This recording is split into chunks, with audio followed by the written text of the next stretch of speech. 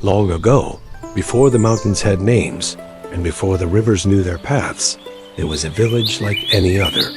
The people planted and harvested, and slept beneath a sky they trusted.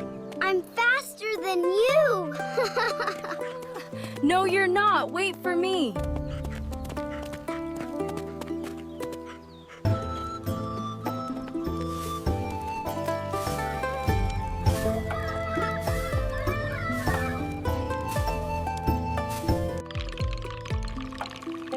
Woohoo! Go, go, go! Look, it's still spinning! You did it! Yes!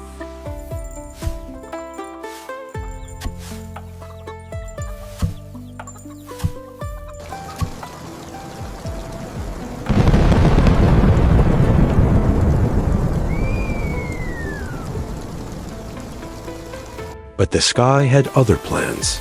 The rain did not stop. It did not ask permission. It rose over the fields, over the roofs, over the mountains themselves, until the whole world was water, and nothing else remained.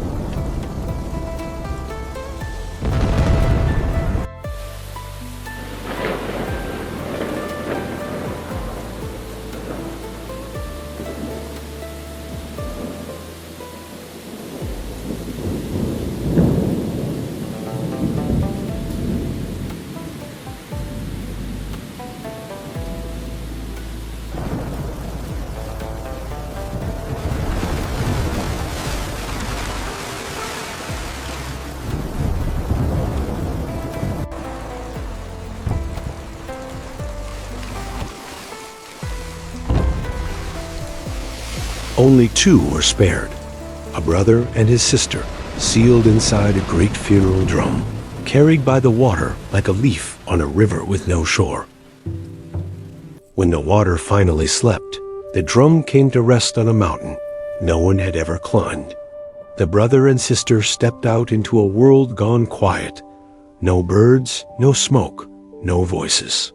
They were, as far as they could tell, the only two people left beneath the sky.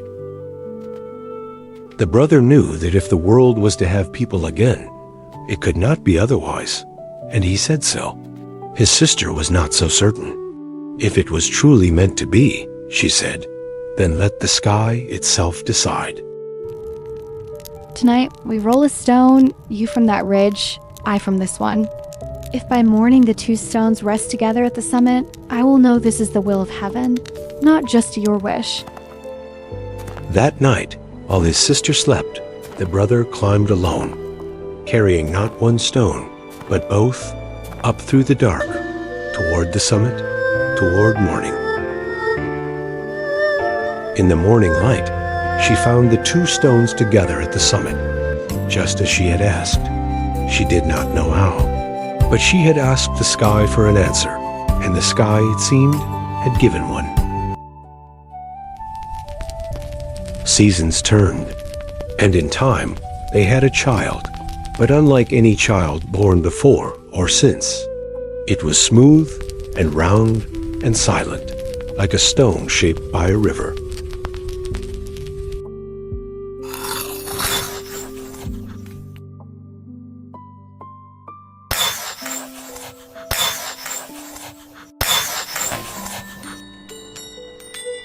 Not knowing what else to do, they divided the child and scattered the pieces to the four corners of the world.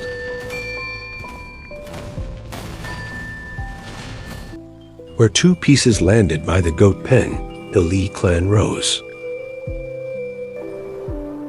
Where two landed by the pigs, the Mawa clan rose. Where two settled in the garden, the Vang and the Yang clans rose.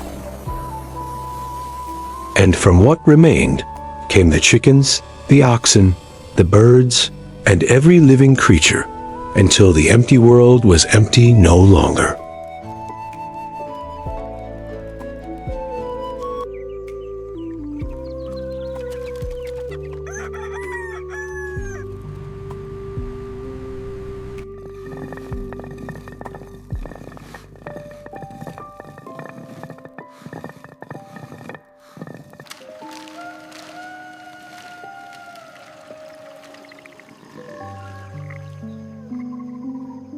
And that is why, to this day, when a Hmong person is asked who they are, they do not simply give their own name.